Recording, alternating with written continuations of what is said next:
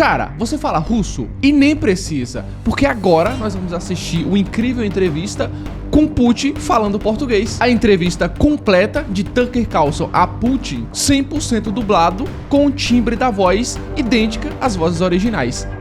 Bora! Senhor presidente, obrigado. No dia 22 de fevereiro de 2022, o senhor se dirigiu ao seu país em um discurso nacional no início do conflito na Ucrânia. E o senhor disse que estava agindo porque havia chegado à conclusão de que os Estados Unidos, por meio da OTAN, poderiam iniciar um ataque surpresa ao nosso país. E aos ouvidos americanos, isso soa paranoico.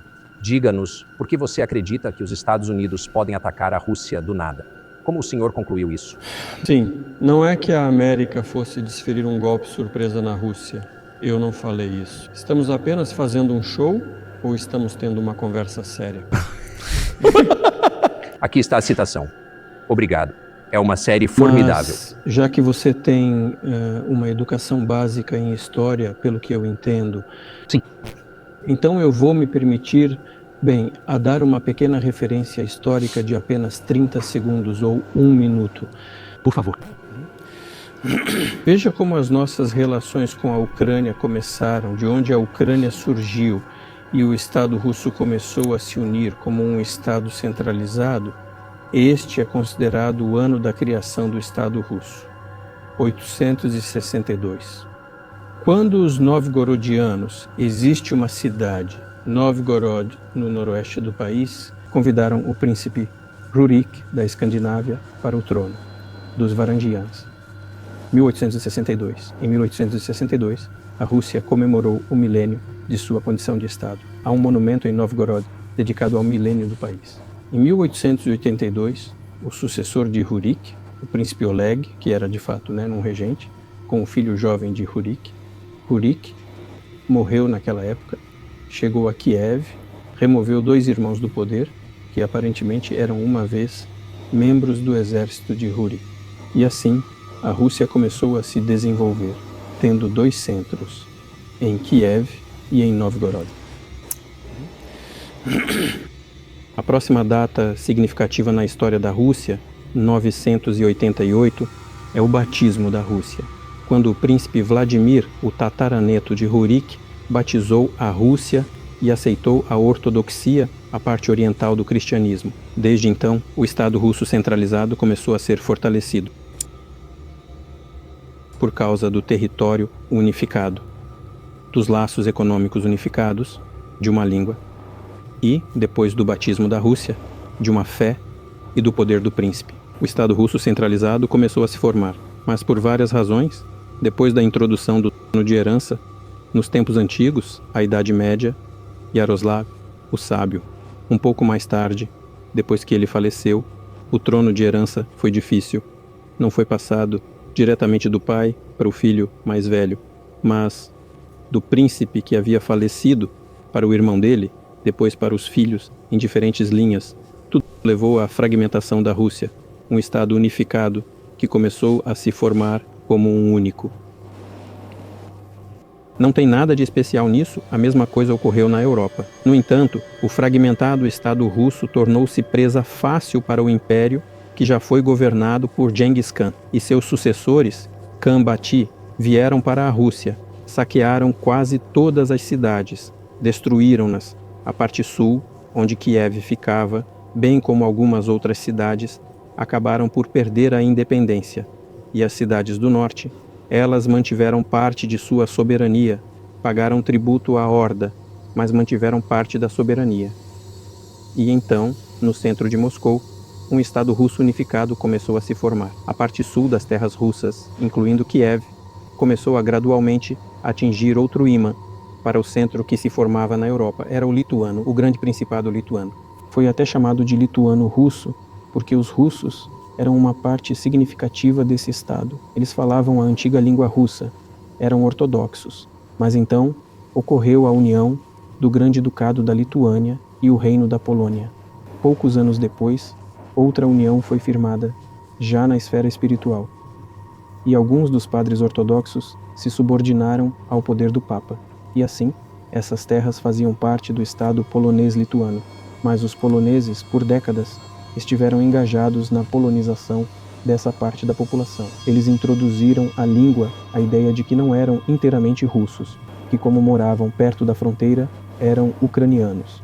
A palavra inicial, ucranianos, significava que uma pessoa morava na periferia do estado, perto da fronteira, ou de fato, estava envolvida no serviço de fronteira. Isso não significava nenhum grupo étnico especial. Então, os poloneses estavam em todo lugar e, em princípio, trataram essa parte das terras russas com bastante severidade. Tudo isso levou ao fato de que essa parte das terras russas começou a lutar por seus direitos. E eles escreveram cartas para Varsóvia exigindo que eles fossem enviados para cá, inclusive para Kiev. Não entendi. Pode nos dizer em que período estamos? Estou perdendo a noção de onde estamos na história. Eu A opressão também. polonesa da Ucrânia. No século XIII. Foi no século XIII. Vou contar o que aconteceu em seguida e vou dar datas para não ter confusão. Em 1654, um pouquinho antes, o povo que mandava aqui nessa parte das terras russas apelou para Varsóvia para que mandassem uma carta do povo russo e uma confissão ortodoxa. Quando Varsóvia não deu resposta e praticamente negou os pedidos, eles começaram a apelar para Moscou para que os aceitassem. Para você não achar que eu estou inventando alguma coisa, Dima,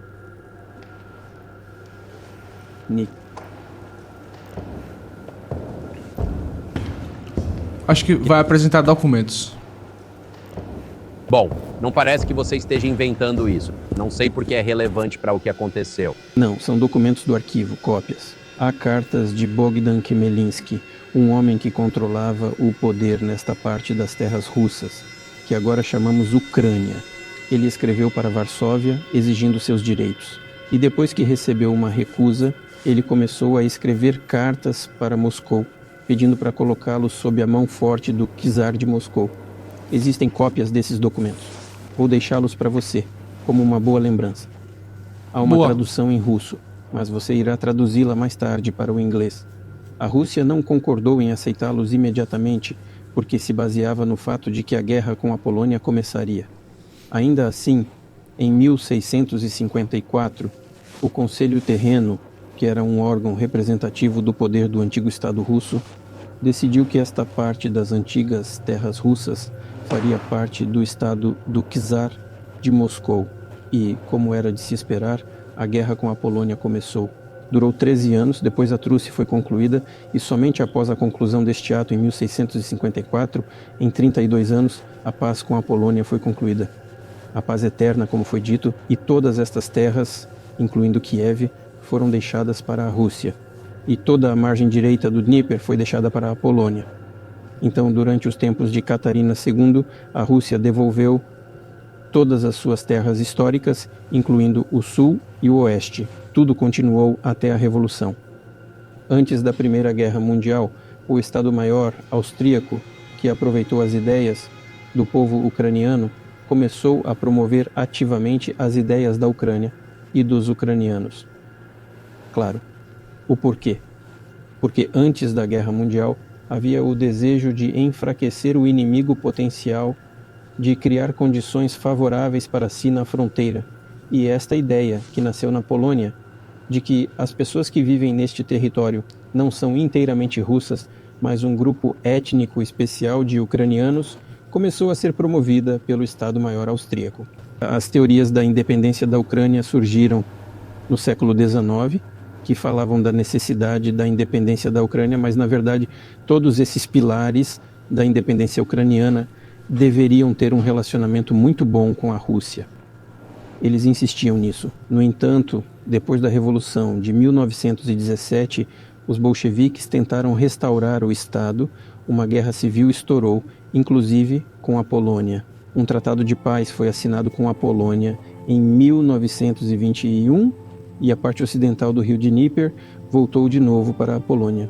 Em 1939, depois que a Polônia cooperou com Hitler e Hitler ofereceu todos os documentos que temos nos arquivos, ele ofereceu para assinar um tratado de paz com a Polônia, um tratado de amizade e aliança, mas ele exigiu que a Polônia devolvesse à Alemanha o chamado Corredor de Danzig, que ligava a parte principal da Alemanha com Königsberg e a Prússia Oriental. E depois da Primeira Guerra Mundial, a maioria do território foi dada à Polônia, e em vez de Danzig, apareceu a cidade de Gdansk. Hitler pediu que eles assinassem um tratado com a Polônia. Claro. Os poloneses recusaram, mas mesmo assim cooperaram com Hitler e juntos assumiram a divisão da Tchecoslováquia. Mas posso perguntar, você está argumentando que a Ucrânia, certamente partes dela, o leste, é, na verdade, a Rússia há centenas de anos. Por que você não a tomou quando se tornou presidente há 24 anos? Você possui armas nucleares, eles não. Se realmente é sua terra, por que esperou tanto tempo? Eu vou te dizer. Boa. Eu estou terminando essa referência histórica. Pode até ser chata, mas explica muita coisa. Não é chato, né? Você simplesmente não sabe em que isso é relevante. Bem, ótimo. Então estou muito satisfeito por você ter apreciado tanto. Muito obrigado. Assim, antes da Segunda Guerra Mundial, quando a Polônia cooperou com a Alemanha, ela se recusou a cumprir as exigências de Hitler, mas mesmo assim participou com Hitler da divisão da Tchecoslováquia. Mas como não desistiu do corredor do Danúbio, os poloneses foram obrigados, eles entraram no jogo e obrigaram Hitler a iniciar a Segunda Guerra Mundial com eles. Por que a guerra de 1º de setembro de 1939 começou com a Polônia? Acabou sendo incontestável. Hitler não tinha mais o que fazer e seus planos eram começar pela Polônia. A propósito, a União Soviética se comportou, eu li os documentos de arquivo, se comportou com muita honestidade e a União Soviética pediu à Polônia que enviasse suas tropas para ajudar a Tchecoslováquia. Mas o então ministro das Relações Exteriores da Polônia disse que, mesmo que os aviões soviéticos voem em direção à Tchecoslováquia através do território da Polônia, eles serão abatidos sobre o território da Polônia. Mas isso não importa. O que importa é que a guerra começou e a própria Polônia se tornou vítima da política que levou a cabo em relação à Tchecoslováquia. Porque, de acordo com os conhecidos protocolos de Molotov e Bentrop, parte desses territórios foram para a Rússia, incluindo a Ucrânia Ocidental. A Rússia, sob o nome da União Soviética, retornou assim aos seus territórios históricos. Após a vitória na Grande Guerra Patriótica, como dizemos, a Segunda Guerra Mundial, todos esses territórios foram finalmente garantidos pela Rússia, pela União Soviética. A Polônia, na forma de compensação, deve-se supor, recebeu os territórios ocidentais, anteriormente alemães. Esta é a parte oriental da Alemanha. Parte da terra. Esta é a região ocidental da Polônia hoje. Bem, é claro, devolveram o acesso ao Mar Báltico, devolveram o Danzig, que novamente começou a ser chamado em polonês. Foi assim que esta situação se desenvolveu. E quando a União Soviética foi formada, já era 1922, os bolcheviques começaram a formar a URSS e criaram a Ucrânia Soviética, que ainda não existia. Ao mesmo tempo, Stalin insistiu que essas repúblicas que foram formadas fossem incluídas como instituições autônomas. Mas por alguma razão, o fundador do Estado Soviético, Lenin, insistiu que eles tinham o direito de deixar a União Soviética. E por alguma razão, ele deu à Ucrânia Soviética as terras onde as pessoas viviam, mesmo que nunca tenham sido chamadas de Ucrânia antes. Por alguma razão, quando a União Soviética foi formada, ela foi incluída na RSS da Ucrânia, incluindo todo o território do Mar Negro, que foi obtido durante a época de Catarina II, não tinha nada a ver com a Ucrânia. Mesmo se voltarmos no tempo para 1654, quando esses territórios foram devolvidos ao Império Russo, havia 3, 4 regiões modernas da Ucrânia. Não havia Mar Negro, não estava nem perto. Em 1654. Você obviamente tem conhecimento enciclopédico desta região, mas por que não defendeu nos primeiros 22 anos como presidente que a Ucrânia não era um país de verdade? Assim, a Ucrânia soviética obteve uma enorme quantidade de territórios, que não tinham nada a ver com isso, especialmente durante o Mar Negro. Certa vez, quando a Rússia os obteve como resultado das guerras russo-turcas, eles foram chamados de Novorossia, mas isso não importa. O que importa é que Lenin, o fundador do Estado Soviético, criou a Ucrânia dessa maneira. E durante muitas décadas, a RSS ucraniana estava se desenvolvendo como parte da URSS. E os bolcheviques, por alguma razão, estavam engajados na ucranização. Não só porque eram da Ucrânia, mas também por causa da política de colonização ucraniano-ucraniana. Foi o caso da Ucrânia e de outras repúblicas soviéticas. As línguas nacionais e a cultura nacional foram introduzidas, o que em geral não é ruim. Mas desta forma, a Ucrânia soviética foi criada. E após a Segunda Guerra Mundial, a Ucrânia obteve não apenas uma parte dos territórios poloneses, mas também uma parte dos territórios húngaros e uma parte dos territórios romenos. A Romênia e a Hungria também tomaram parte dos territórios, e esses territórios, tornaram-se parte da Ucrânia soviética. E eles ainda estão lá. Portanto, Temos todos os motivos para dizer que, nesse sentido, é claro, a Ucrânia é um estado artificial, criado pela vontade de Stalin. Você acredita que a Hungria tem direito de tomar seu território de volta da Ucrânia e que outras nações têm direito de voltar às suas fronteiras de 1654? Não sei como era a fronteira de 1654, mas se todo mundo pensa que o reinado de Stalin foi chamado de regime de Stalin, todo mundo diz que houve muitas violações dos direitos humanos, violações dos direitos de outros estados. Então, nesse sentido, claro, é bem possível, se não falar que eles têm o direito de devolver essas terras, então, de qualquer modo, está claro. Você disse ao Viktor Orbán que ele pode ficar com uma parte da Ucrânia? Eu nunca disse isso. Nunca. Nenhuma vez. A gente nem teve uma conversa sobre isso. Mas eu tenho certeza que os húngaros que moram lá querem voltar para a terra histórica deles. Vou contar para vocês uma história muito interessante. Vou me distrair. É uma história pessoal. Vou me distrair. No começo dos anos 80, eu estava dirigindo de São Petersburgo para Kiev. Parei em Kiev e depois fui para a Ucrânia Ocidental. Fui na cidade de Beregovoi. Lá, todos os nomes das cidades e das vilas estão em russo, na língua que eu não entendo, em húngaro, em russo e húngaro. Não em ucraniano, em russo e húngaro. Eu estava passando por uma vila. Tinha uns homens sentados perto das casas de calção preto, de terno preto e cartola preta. Eu perguntei, eles são artistas? Eles falaram, não são artistas. Eles são húngaros. Eu falei, o que eles estão fazendo aqui? É terra deles. Eles moram aqui. Todos os nomes, nos tempos soviéticos, nos anos 80, ainda têm em língua húngara nomes. Todos os trajes nacionais são húngaros e se sentem húngaros. E claro, quando a violação está acontecendo agora... Bem, isso e há muito disso ainda. Acho que muitas nações também estão chateadas com a Transilvânia, como você obviamente sabe. Mas muitas nações se sentem frustradas com as fronteiras redesenhadas das guerras do século XX e das que remontam a 1000 anos atrás, as que você mencionou. Mas o fato é que o senhor não defendeu esse caso em público até 2 anos atrás, em fevereiro. E no caso que o senhor fez, que li hoje, o senhor explica detalhadamente que sentiu uma ameaça física do Ocidente na OTAN, inclusive potencialmente uma ameaça nuclear. E foi isso que o fez se mexer. Essa é uma caracterização justa do que o senhor disse? Entendo que meus longos diálogos não são adequados para este tipo de entrevista. Por isso perguntei se teríamos uma conversa séria ou um show. Você disse que seria uma conversa séria. Então, por favor, não se ofenda. Então, chegamos ao momento em que a Ucrânia soviética foi criada. Então, em 1991, aconteceu o colapso da União Soviética. E tudo o que a Ucrânia recebeu como presente da Rússia de brinde levou consigo.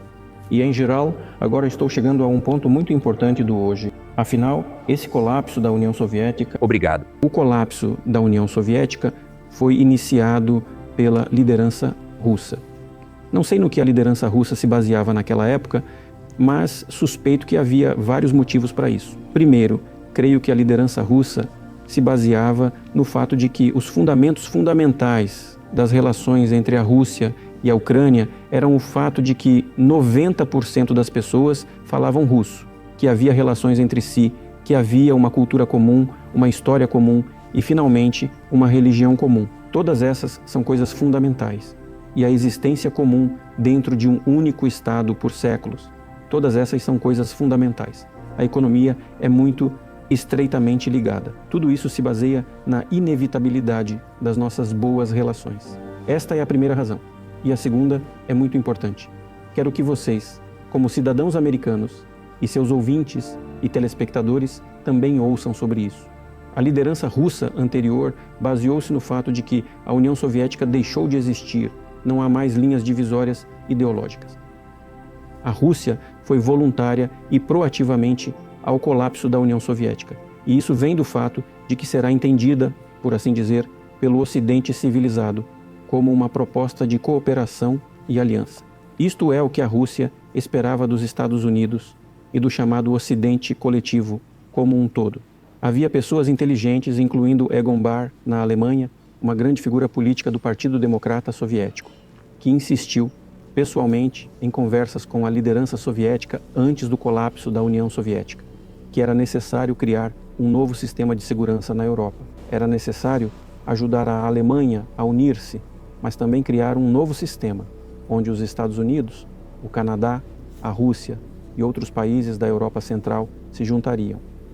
Mas a OTAN não deveria se espalhar. Ele disse isso. Se a OTAN se espalhasse, tudo seria igual à Guerra Fria, só que mais perto das fronteiras da Rússia. Isto é tudo. O velho era inteligente. Ninguém o ouviu. Ele ficou irritado. Temos uma conversa nos arquivos. Se você não me ouvir, eu nunca mais virei a Moscou.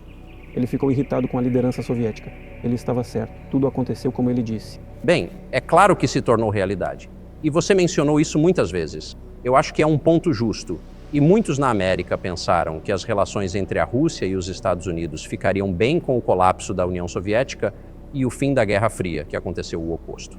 Mas você nunca explicou por que acha que isso aconteceu, a não ser para dizer que o Ocidente teme uma Rússia forte, mas temos uma China forte, da qual o Ocidente não parece ter muito medo. Tem. E quanto à Rússia, você acha que convenceu os formuladores de políticas de que eles tinham que derrubá-la? O Ocidente tem mais medo de uma China forte do que de uma Rússia forte, pois a Rússia tem 150 milhões de pessoas e a China tem 1,5 bilhão. E a economia da China está se desenvolvendo a um ritmo de 7 milhas, 5% mais ao ano, já foi até mais, mas agora é o suficiente para a China. Já ultrapassamos os Estados Unidos há muito tempo e o ritmo está a crescer. Não vamos dizer quem tem medo de quem, não vamos discutir essas categorias. Vamos falar sobre o fato de que, depois de 1991, quando a Rússia esperava ser levada para a família fraterna dos povos civilizados, nada disso aconteceu. Enganaram-nos. Eu digo você, não vocês pessoalmente, quero dizer, claro, os Estados Unidos. Prometemos-nos que não haveria expansão da NATO para leste, mas aconteceu 5 vezes, 5 vagas de expansão. Toleramos tudo, persuadimos todos, dizíamos não, somos os nossos, como dizemos, burgueses, temos economia de mercado, não há poder do Partido Comunista, concordemos. Aliás, eu já disse isto publicamente, agora vou tomar o tempo de Yeltsin. Houve um momento em que o gato cinzento correu, antes disso Yeltsin foi ao Zeuai, lembram-se? Ele fez um discurso no Congresso e disse palavras maravilhosas, Deus abençoe a América, ele disse tudo, estes eram sinais, sejamos nós mesmos. Não, quando os acontecimentos na Jugoslávia começaram, imediatamente antes disso, Yeltsin era elogiado logo que os acontecimentos na Jugoslávia começaram e quando ele levantou a voz pelos sérvios. E não podíamos deixar de erguer nossa voz em defesa dos sérvios. Entendo que houve processos difíceis. Entendo, mas a Rússia não poderia deixar de levantar a voz pelos sérvios. Porque os sérvios são uma nação especial, próxima de nós, cultura ortodoxa e por aí vai. Um povo tão sofrido por uma geração. Mas isso não importa. O que importa é que Yeltsin manifestou-se em apoio ao que os Estados Unidos fizeram. A Carta do Direito Internacional da ONU passou a ser violada pelo bombardeio de Belgrado. E os Estados Unidos soltaram esse gênio da garrafa. Além disso, quando a Rússia se opôs e manifestou sua indignação, o que foi dito? A Carta do Direito Internacional da ONU tornou-se obsoleta. Agora, todo mundo se refere ao direito internacional. Mas aí começaram a dizer que tudo ficou obsoleto. Tudo precisa ser mudado. De fato, alguma coisa precisa ser mudada, porque o equilíbrio de poder mudou. Isso é verdade, mas não dessa maneira. No entanto, aliás, o Yeltsin foi logo acusado de estar cuspindo no prato que comeu, dizendo que era um alcoólatra, que não entendia nada, que não fazia sentido. Ele entendia tudo e dava sentido a tudo, eu lhe garanto. Bom, eu me tornei presidente em 2000. Pensei, bom, acabou a questão iugoslava, mas nós temos que tentar recompor as relações. Afinal de contas, esta é a porta a se abrir que a Rússia tentou passar. E mais, posso repetir isso publicamente. Numa reunião aqui no Kremlin, com o Bill Clinton, que estava saindo do poder, aqui mesmo, na sala ao lado, fiz uma pergunta para ele. Escuta, Bill, o que você acha? Se a Rússia perguntasse sobre entrar na OTAN, você acha que é possível? De repente ele disse... Olha o homem aí. É interessante. Eu acho que sim. E à noite, quando nos encontramos para jantar, ele disse, olha, falei com a minha equipe. Não, agora é impossível. Talvez a gente deva perguntar para ele, eu acho que ele vai escutar essa nossa entrevista e confirmar. Eu jamais diria uma coisa dessa se não fosse por ele. Tá vendo? Agora é impossível. Você foi sincero? Você teria se juntado à OTAN? Escuta, eu fiz uma pergunta. É possível ou não? E eu recebi uma resposta, não. Se eu não fosse sincero no meu desejo de descobrir a posição da mão... Mas se ele tivesse dito que sim, você teria se filiado à OTAN? Se ele houvesse dito sim, o processo de reaproximação teria se iniciado. E por fim, talvez tivesse acontecido. Bastava termos visto por parte dos nossos parceiros uma vontade sincera de fazer isso. Mas ainda não está encerrado. Se não, então não. Tudo bem, está correto. Por que você acha que isso ocorre? Para chegar ao motivo, eu entendo que você está claramente amargurado com isso. Eu entendo. Mas por que você acha que o Ocidente o repeliu? Por que a hostilidade? Por que o fim da Guerra Fria não corrigiu a relação? O que o motiva a isso do seu ponto de vista? Você disse que eu me ressinto da resposta. Não, não é ressentimento. É só uma declaração do fato. Não somos noivos. Ressentimento, mágoa não são as substâncias que acontecem nesses casos. Nós simplesmente percebemos que não somos esperados lá. É só isso. Ok.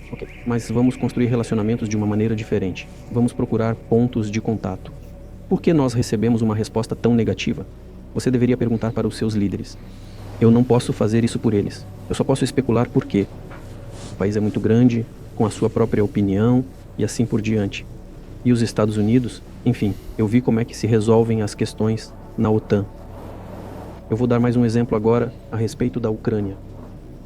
A liderança dos Estados Unidos reclama e todos os membros da OTAN votam obedientemente, mesmo que não gostem de alguma coisa.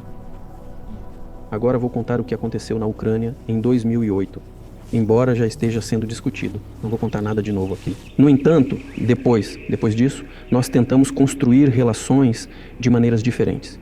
Por exemplo, houve eventos no Oriente Médio, no Iraque.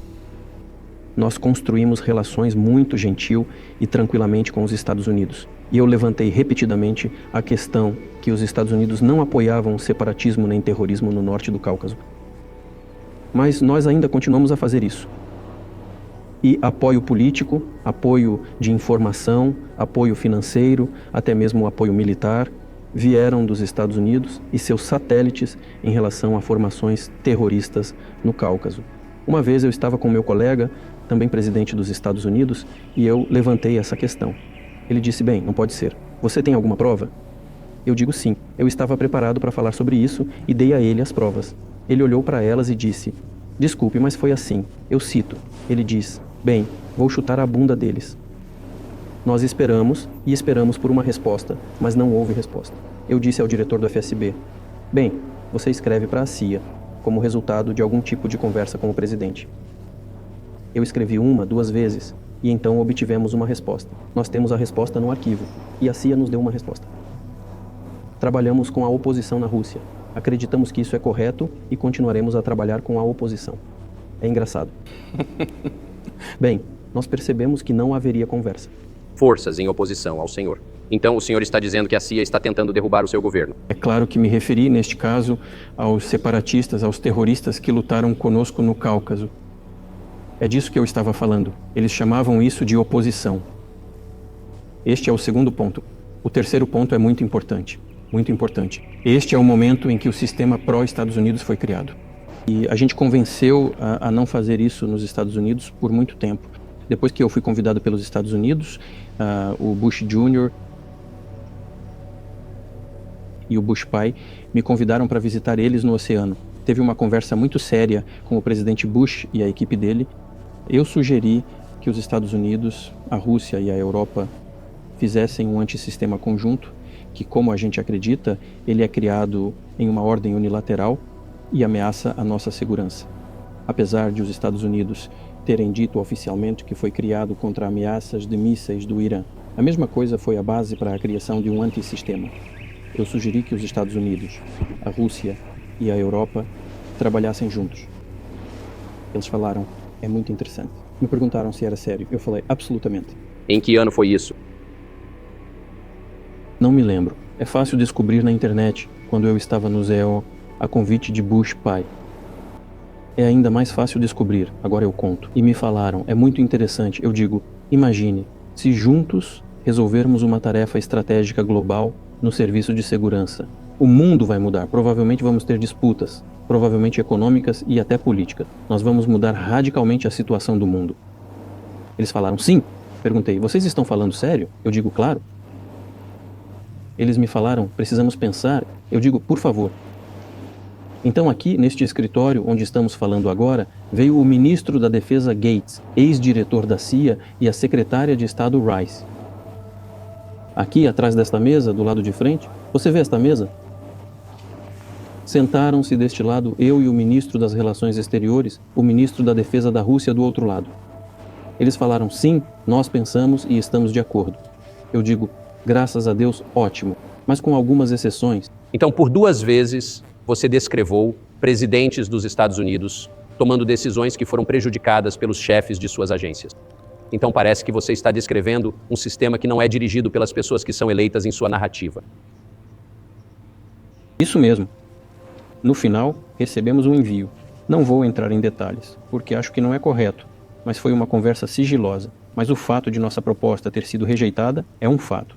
Então eu disse, ouça, seremos forçados a tomar medidas responsáveis, criaremos tais sistemas de choque, que certamente vão superar o sistema PRO.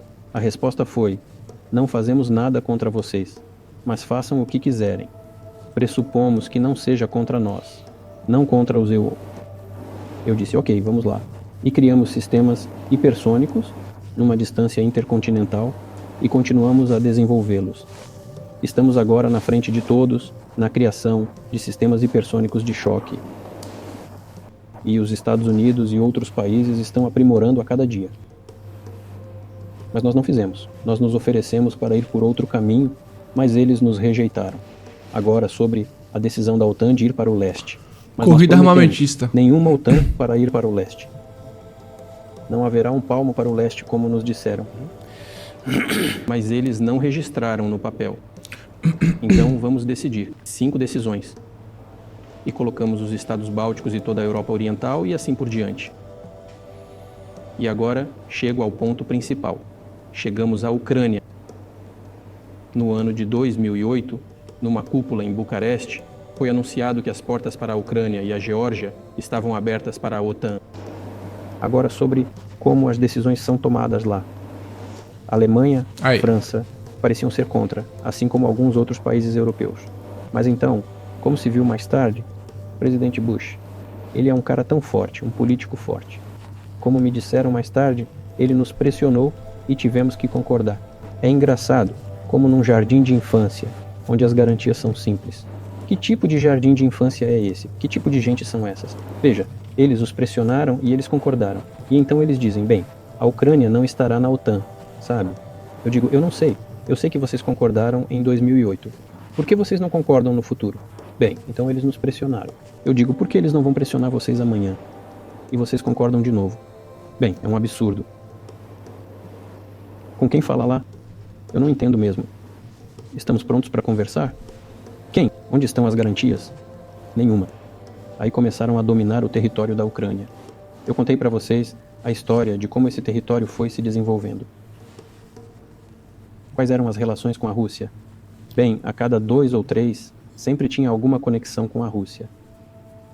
E nas eleições da Ucrânia independente e soberana, que obteve a independência graças à Declaração da Independência, e aliás, lá está escrito que a Ucrânia é um estado neutro, e aí em 2008, de repente, abriram a porta ou o portão para a OTAN na frente dela. É um filme interessante.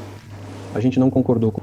Então todos os presidentes que chegaram ao poder na Ucrânia, eles contavam com o eleitorado, que de alguma forma estava bem relacionado com a Rússia. É o sudeste da Ucrânia. É um número muito grande de pessoas. E era muito difícil quebrar esse eleitorado que estava positivamente relacionado com a Rússia. Então, o Viktor Yanukovych chegou ao poder. E como? A primeira vez que ele venceu, depois do presidente Kuchma, organizaram um terceiro turno que não está previsto na Constituição da Ucrânia. É um golpe de Estado. Imagina, alguém não gostou de você nos Estados Unidos e teve um desempate. Em 2014. Não, foi antes. Depois do presidente Kuchma, Yanukovych ganhou as eleições, mas os seus adversários não reconheceram essa vitória. Os Estados Unidos apoiaram a oposição e nomearam uma terceira volta. O que é isso? Isso é um golpe de Estado. Os Estados Unidos apoiaram-no. E resultado da terceira volta, os Semilla chegaram ao poder. Imagine que os Estados Unidos, alguém não gostou, organizou uma terceira volta, o que não é esperado no fim dos Estados Unidos. No entanto, eles fizeram. Certo, Viktor Yushchenko chegou ao poder, ele era visto como um político pró-Ocidente. Certo, mas fizemos as pazes com ele. Ele fez uma visita a Moscou. Fomos a Kiev, eu também fui. Nos encontramos em um ambiente informal. Bem, o Ocidente é o Ocidente. Deixa estar. Deixe o pessoal trabalhar, permita que a situação se desenvolva dentro da própria Ucrânia de maneira independente. Então, depois que ele assumiu o país, a situação piorou e Viktor Yanukovych chegou ao poder. Talvez ele não tenha sido o melhor presidente e político, não sei, não quero dar estimativas, mas ela surgiu a questão da associação com a União Europeia. Sempre fomos muito leais a isso, por favor. Mas quando lemos este tratado de associação, descobriu-se que era um problema para nós, porque temos uma zona de livre comércio com a Ucrânia, fronteiras alfandegárias abertas, e a Ucrânia teria que abrir suas fronteiras com a Europa de acordo com esta associação. E então tudo estava em nosso mercado. Dissemos, não vai funcionar assim, vamos fechar as nossas fronteiras com a Ucrânia. Fronteiras alfandegárias. Yanukovych começou a calcular quanto a Ucrânia iria ganhar e quanto iria perder. E ele anunciou aos seus contragentes na Europa que ainda precisava pensar em como assinar. Assim que ele disse, começaram as ações destrutivas da oposição, apoiadas pelo Ocidente. E chegou a Maidan e ao golpe de Estado na Ucrânia. Então ele fez mais comércio com a Rússia do que com a União Europeia. A Ucrânia fez. Claro. Não se tratava nem mesmo do volume de comércio, embora fosse mais sobre as relações de cooperação, das quais toda a economia ucraniana dependia. As relações de cooperação entre empresas eram muito estreitas desde a União Soviética. Uma empresa produzia componentes para a montagem final, então fizeram uma transferência de Estado, embora nós, por causa dos Estados Unidos, não vou falar em detalhes agora, o que considero incorreto. Mas ainda assim foi dito. Você vai acalmar Yanukovych aí e nós vamos acalmar a oposição. Deixem tudo seguir o caminho da regulamentação política. Eles disseram, bem, eu concordo, vamos fazer isso. Yanukovych não aplicou, como os americanos pediram, nem as forças armadas, nem a polícia. E a oposição armada em Kiev deu um golpe. Como entender isso? Quem é você? Eu gostaria de perguntar à então liderança. Com o apoio de quem? Se você for para a CIA, claro, uma organização em que, pelo que entendi, você quis trabalhar uma vez. Talvez, graças a Deus, você não tenha sido levado embora essa seja uma organização séria. Eu entendo, meus ex-colegas, no sentido de que eu trabalhei no primeiro departamento principal, é o Serviço de Inteligência da União Soviética. Eles KGB. eram nossos oponentes sempre. Bom, trabalho é trabalho. Mas tecnicamente eles fizeram tudo certo. Eles alcançaram o que queriam. Eles mudaram o governo. Mas do ponto de vista político, isso é um erro colossal. E aqui, claro, a liderança política não funcionou. A liderança política deveria ter visto em que isso ia dar. Então, em 2008, eles abriram as portas da Ucrânia para a OTAN. Em 2014, eles fizeram uma reunião com os líderes dos dois países. E no mesmo ano, eles fizeram uma reunião onde, em 2014, eles fizeram um golpe de Estado. Ao mesmo tempo, aqueles que não reconheceram o golpe de Estado, mas foi um golpe de Estado, começaram a perseguir, criaram uma ameaça para a Crimeia, que fomos forçados a acolher. Começou uma guerra em Donbass em 2014, usando aviação e artilharia contra civis. Afinal, tudo começou com um vídeo quando um avião atinge Donetsk do alto. Eles fizeram uma operação militar em larga escala, uma segunda, sofreu um fracasso, preparou-se novamente. E tudo isso ainda está no pano de fundo da exploração militar desse território e da abertura de portas para a OTAN. Bem, como não ficarmos preocupados com o que está acontecendo? Para o nosso país, não estamos preocupados com a segurança. Era o que seria. A liderança política dos Estados Unidos foi levada ao ponto em que não podíamos recuar, porque destruiu a própria Rússia. E então não podíamos deixar nossos aliados. E, de facto, parte do povo russo sob essa máquina militar. O que foi, então, isso foi 8 anos antes do início do conflito atual. Então, qual foi o gatilho para você? Qual foi o momento em que você decidiu que tinha que fazer isso? Provocou um conflito, inicialmente provocou um conflito, um golpe de Estado na Ucrânia. Aliás, chegaram representantes de 3 países europeus, Alemanha, Polônia e França, e foram fiadores do tratado assinado entre o governo de Yanukovych e a oposição. Eles assinaram suas assinaturas como fiadores. Apesar disso, a oposição cometeu um golpe de Estado. E todos esses países fingiram que não se lembravam de nada sobre o fato de serem fiadores do acordo de paz. Eles jogaram imediatamente esse tratado na fornalha. Ninguém se lembra. Não sei se os Epaneua sabem alguma coisa sobre esse tratado entre a oposição e o governo e sobre os 3 fiadores que, em vez de devolver todo o processo ao campo político, apoiaram o golpe de Estado. Embora não tivesse nenhum sentido. Acredite em mim, porque o presidente Yanukovych concordou plenamente. Ele estava pronto para uma eleição antecipada, que não tinha nenhuma chance de vencer. Para ser honesto, ele não teve chance. Todo mundo sabia disso. Porque um golpe de Estado, porque um sacrifício, porque uma ameaça à Crimeia, porque o início da opressão no Donbass? Eu não entendo isso. É aqui que está a lacuna. Acho que um dos adjuntos do secretário de Estado disse que eles gastaram quase 5 bilhões com essa grande quantia. Mas o erro político é colossal. Por que eles tiveram que fazer isso? Tudo poderia ter sido feito de fato, da mesma maneira, mas legalmente, sem sacrifícios, sem o início das operações de guerra e sem perder a Crimeia. E não teríamos movido um dedo se não tivesse havido esses eventos sangrentos em Maidan. Não estaríamos no Gulag. Concordamos que, após o colapso da União Soviética, tudo deveria ser assim, nas fronteiras das repúblicas da União. Nós concordamos com isso. Mas nunca concordamos com a expansão da OTAN. Além disso, nunca concordamos que a Ucrânia se juntaria à OTAN. Nunca concordamos que haveria bases da OTAN lá. Sem nenhuma conversa com a gente. A gente só implorou por décadas para eles fazerem isso, não aquilo. O que desencadeou os últimos acontecimentos? Primeiro, a atual liderança da Ucrânia disse que eles não iriam cumprir os acordos de Minsk que foram assinados, como vocês sabem, após os eventos de 2014 em Minsk, onde o plano de solução pacífica em Donbass foi apresentado. Não, a atual liderança da Ucrânia, o ministro das Relações Exteriores e todos os outros funcionários, e depois o próprio presidente, disseram que não gostam de nada nesses acordos de Minsk e não vão implementá-los. E os ex-líderes da Alemanha e da França falaram francamente que assinaram há 1 ano e meio, francamente, honestamente para o mundo inteiro, que sim, assinaram este acordo de Minsk, mas nunca iam implementar. Fomos simplesmente levados pelo navio. Havia alguém para você conversar? Você ligou para um presidente do ZEUA, para o ministro das Relações Exteriores e disse: se você continuar militarizando a Ucrânia com forças da OTAN, isso vai ficar... Nós vamos agir. Nós conversamos constantemente sobre isso. A gente apelou para os Estados Unidos e para a Europa para interromperem esse processo, para fazer os acordos de Minsk. Eu não sabia como a gente ia fazer, mas estava pronto para fazer. Eles são pesados para a Ucrânia. Tinha muitos elementos de independência para o Donbass, para esses territórios. É verdade. Mas eu tinha certeza absoluta, e vou te falar agora, eu sinceramente acreditava que se a gente conseguisse persuadir as pessoas que moram no Donbass, a gente devia persuadir elas a voltarem para o Estado ucraniano. Aí, gradativamente, as feridas vão sarar quando essa parte do território voltar para uma vida mais econômica, para um ambiente mais social, quando eles pagarem pensões, benefícios sociais, tudo vai se curar aos pouquinhos. Não, ninguém queria isso. Todo mundo queria resolver o problema só na base da força militar. Mas a gente não podia permitir isso. E chegou tudo a essa situação quando a Ucrânia anunciou: não, a gente não vai fazer nada. A gente também começamos a nos preparar para uma ação militar. Eles começaram a guerra em 2014. Nosso objetivo é parar essa guerra.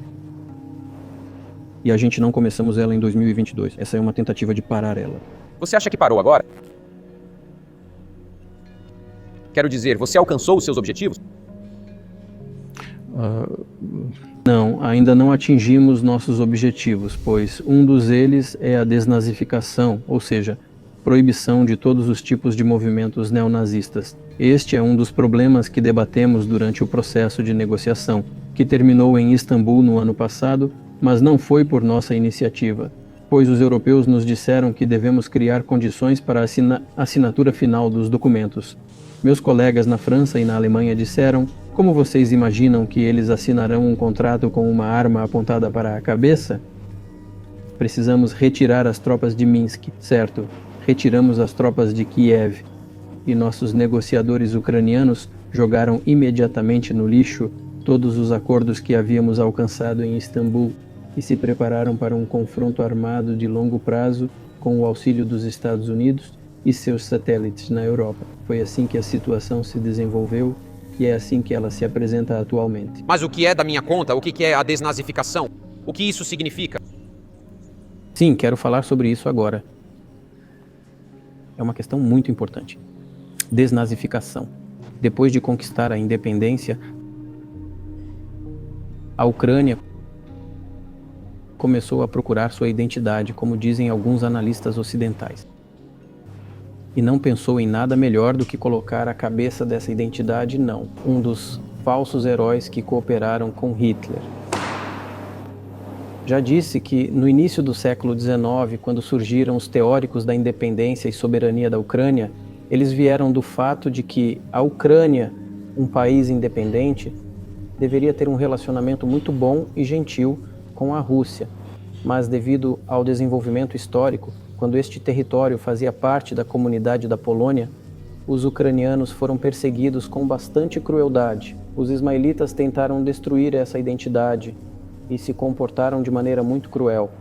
Tudo isso ficou na memória do povo, e quando a Segunda Guerra Mundial começou, parte dessa elite extremamente nacionalista começou a cooperar com Hitler, assumindo que Hitler lhes traria a liberdade.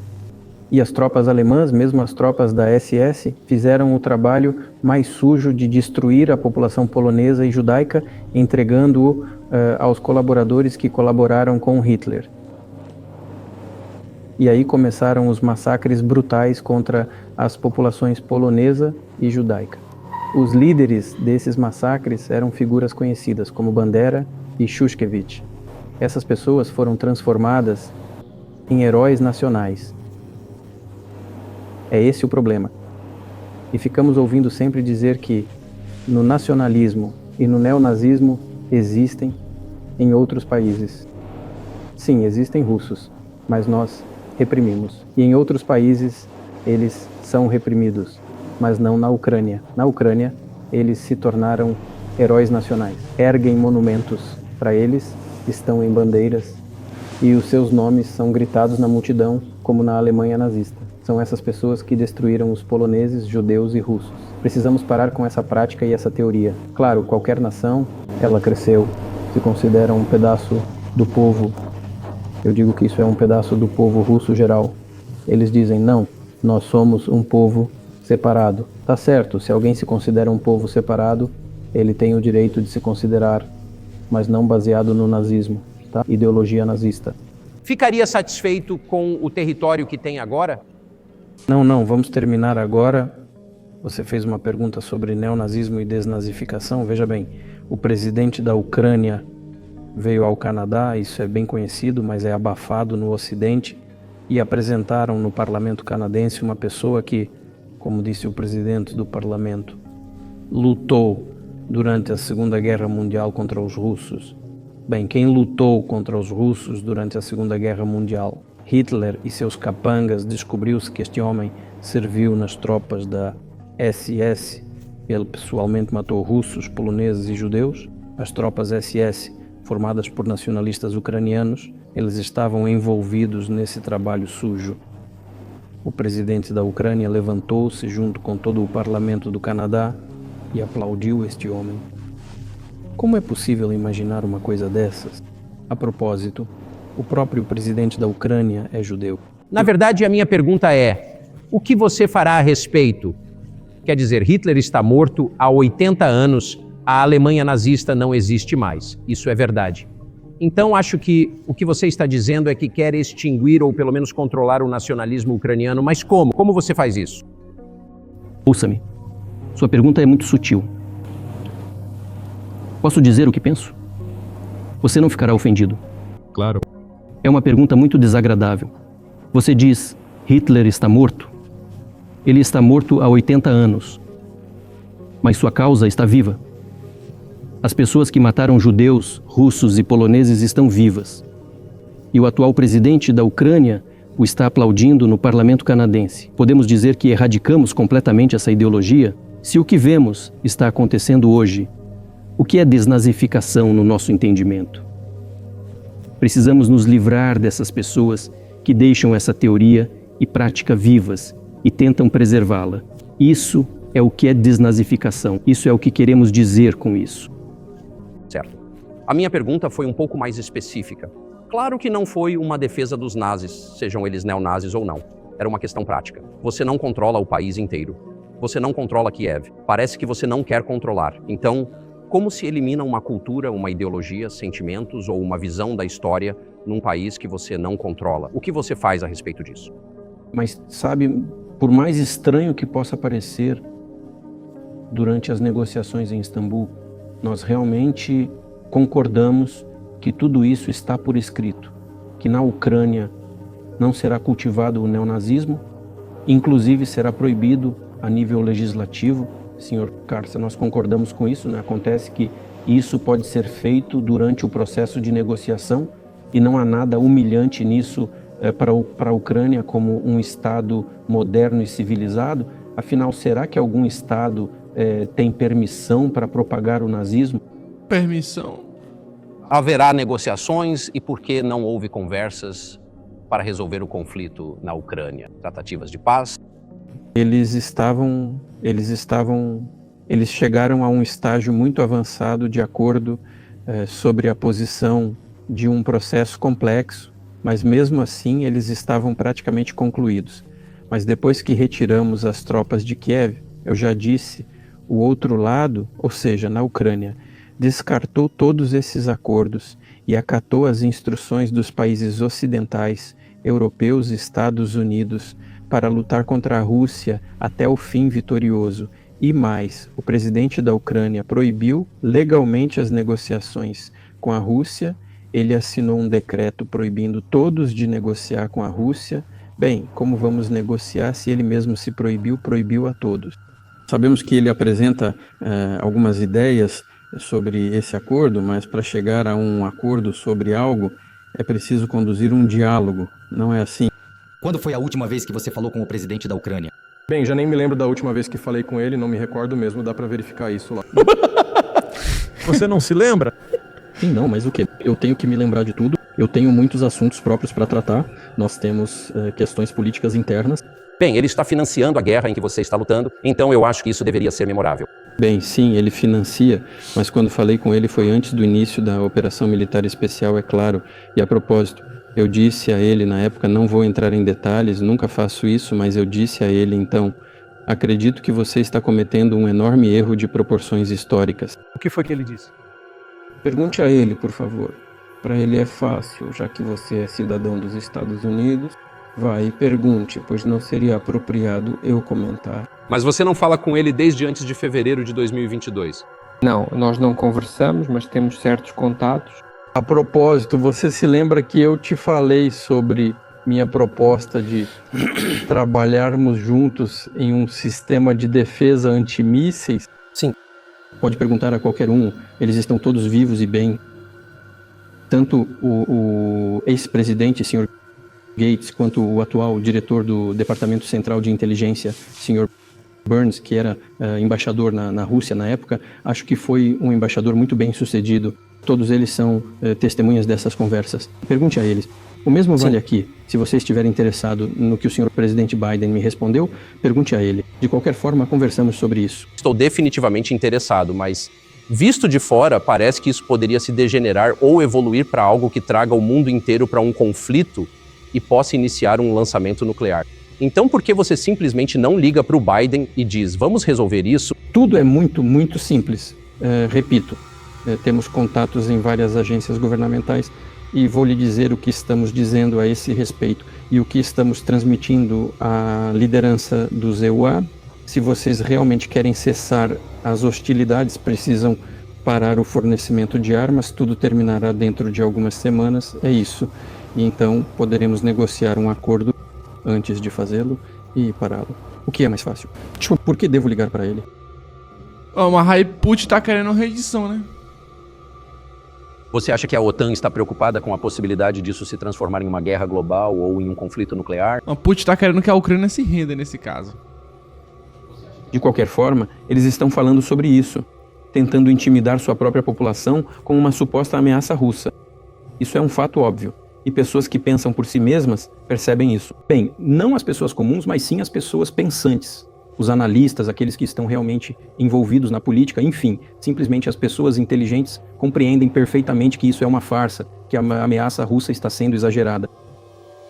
A ameaça a que você está se referindo é uma invasão russa da Polônia, Letônia.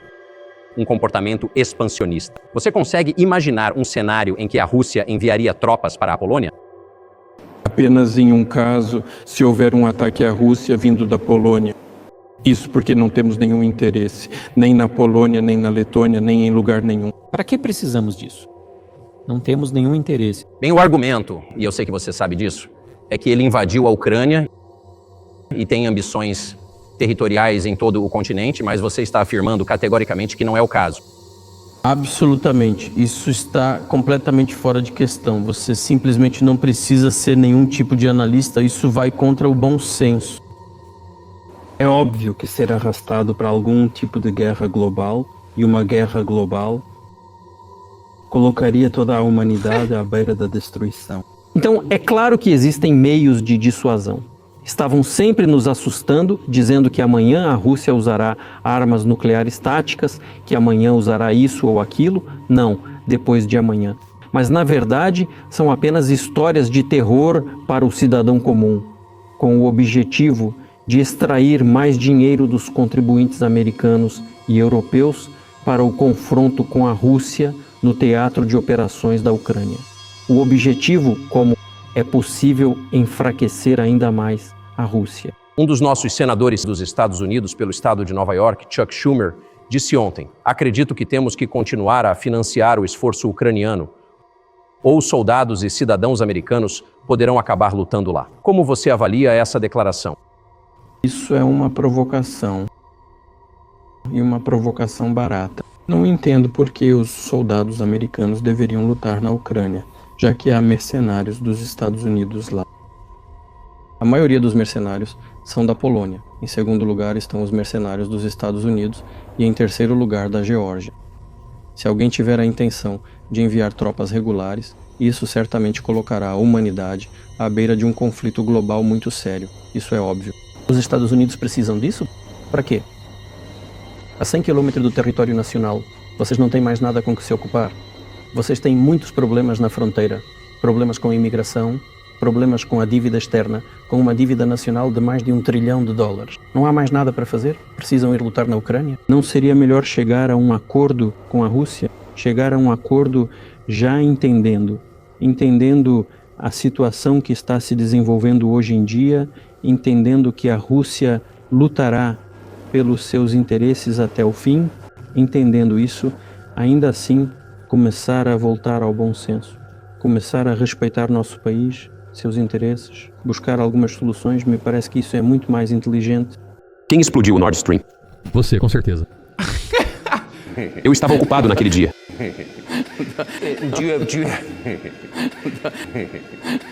Você tem um álibi? Eu não explodi o Nord Stream. Mas a CIA não tem um álibi. Alguma prova de que a OTAN ou a CIA fizeram isso? Não vou entrar em detalhes, mas nesses casos sempre dizem: procure quem está interessado. Nesse caso, precisamos buscar não apenas aqueles que estão interessados, mas também aqueles que são capazes de realizar a tarefa. Porque pode haver muitos interessados, mas nem todos conseguem descer até o fundo do Mar Báltico e executar essa explosão. Esses dois aspectos devem estar alinhados: quem tem interesse e quem tem a capacidade. Mas estou confuso. Quero dizer, esse é o maior ato de terrorismo industrial de todos os tempos e é a maior emissão de CO2 da história. Ok, então se você tivesse evidências e presumivelmente dados os seus serviços de segurança e inteligência, você as teria de que a OTAN, os EUA, a CIA, o Ocidente fizeram isso, por que você não as apresentaria e obteria uma vitória de propaganda? Em uma guerra de propaganda, é muito difícil derrotar os Estados Unidos, porque os Estados Unidos controlam toda a mídia mundial. E muitos meios de comunicação europeus são os beneficiários finais dos maiores grupos de mídia da Europa, que são financiados por fundos americanos. Você não sabia disso? Sim, mas aqui está uma pergunta que talvez você possa responder. Você trabalhou na Alemanha, e isso é bem conhecido. Os alemães claramente sabem que seu parceiro da OTAN fez isso. E isso prejudicou muito a economia deles. Pode ser que nunca se recupere. Por que eles estão em silêncio sobre isso? Isso é muito confuso para mim. Por que os alemães não diriam nada sobre isso? Eu também estou surpreso com isso. Mas a liderança alemã atual não é guiada por interesses nacionais, e sim pelos interesses do Ocidente como um todo. É difícil explicar a lógica por trás de suas ações ou falta de ação. Afinal, não se trata apenas do Nord Stream 2, que foi explodido, mas um dos dutos ainda está intacto e operacional. sendo possível fornecer gás para a Europa. Mas a Alemanha não o abre. Nós estamos prontos, por favor. Existe outra rota através da Polônia, chamada Yamal-Europa. A Polônia fechou essa rota, mas a Polônia ela está prejudicando os alemães. Os fundos da UE estão recebendo dinheiro. E o principal contribuinte para os fundos da UE é a Alemanha. A Alemanha está financiando a Polônia, mesmo depois deles terem fechado a rota para a Alemanha. Por quê? Eu não entendo. A Ucrânia, para onde os alemães enviam armas e dinheiro, é o segundo maior beneficiário dos fundos da UE. 2 rotas de gás passam pela Ucrânia. Eles fecharam uma delas. Ucranianos, por favor, abram a segunda rota. Obtenham gás da Rússia. Eles não abrem. Por que os alemães não dizem, nós lhes damos dinheiro e armas? Por favor, abram a válvula. Obtenham gás da Rússia. Nós compramos gás por um preço 3 vezes maior do que no resto da Europa. Isso reduz nossa competitividade e economia a zero. Vocês querem que a gente dê dinheiro para vocês? Então deixem a gente viver normalmente, deixem a nossa economia ganhar dinheiro, pois é de lá que a gente dá dinheiro para vocês. Mas não, eles não fazem isso. Por quê? Pergunte para eles o que tem aqui, o que tem na cabeça deles, é tudo a mesma coisa. Sabe, são pessoas muito incompetentes. Bem, talvez o mundo esteja se dividindo em 2 hemisférios, um com energia barata e o outro sem. E eu quero te perguntar sobre isso. Se agora vivemos em um mundo multipolar, o que obviamente é o caso, você poderia descrever os blocos de alianças. Quem você acha que está de cada lado? Nossa, que pergunta boa. Ouça, você disse que o mundo está dividido em 2 hemisférios. A cabeça é dividida em 2 hemisférios. Um é responsável por uma esfera de atividade, o outro é mais criativo e assim por diante. Mas ainda assim é uma só cabeça. Precisamos que o mundo esteja unido, que tenha uma segurança comum, não calculada apenas para esse bilhão privilegiado. Só então o mundo será estável, sólido e previsível. Quando a cabeça está dividida em 2 partes, é uma doença grave. O mundo está passando por esse período de grave enfermidade, mas acredito que graças ao jornalismo honesto, eles trabalham como médicos. Talvez possamos de alguma forma conectar tudo isso. Bem, vamos dar apenas um exemplo, né? O dólar americano, que de certa forma uniu o mundo de várias maneiras, talvez não em seu benefício, mas certamente não no nosso. Será que ele vai deixar de ser a moeda de reserva, a moeda universalmente aceita? Como você acha que as sanções mudaram a posição do dólar no mundo? Sabe, este é um dos erros estratégicos mais brutais da liderança política dos Estados Unidos. O uso do dólar como ferramenta de política externa. O dólar é a base do poder americano. Acho que todos entendem isso perfeitamente. Não importa o quanto o dólar seja impresso, ele é distribuído por todo o mundo. A taxa de inflação do EUA é mínima, 3% ou 3,4%. 3%. Aproximadamente 3,4%. É totalmente aceitável para os Estados Unidos, mas eles imprimem dinheiro sem parar. É claro, de que dívida de 33 trilhões estamos falando? Isso é emissão monetária. No entanto, essa é a principal arma para a manutenção do poder dos EMUA no mundo. Assim que a liderança política decidiu usar o dólar como ferramenta de luta política, eles desferraram um golpe no poder americano. Não quero usar nenhuma expressão literária, mas é uma estupidez e um erro enorme. Veja o que está acontecendo no mundo. Mesmo entre os aliados dos LEOA, as reservas em dólares estão sendo reduzidas. Todo mundo está observando o que está acontecendo e buscando maneiras de se proteger. Mas, se os EUAs aplicarem medidas restritivas como um limite de transações, congelamento de ativos, etc., é um grande alarme e um sinal para o mundo inteiro. O que está acontecendo na Rússia? Até 1922, 80% do comércio exterior russo era em dólares e euros. Ao mesmo tempo, o dólar representava cerca de 50% nas nossas contas com países terceiros. E agora, eu acredito que restam apenas 13%. Mas nós não proibimos o uso do dólar. Nós não nos esforçamos para isso.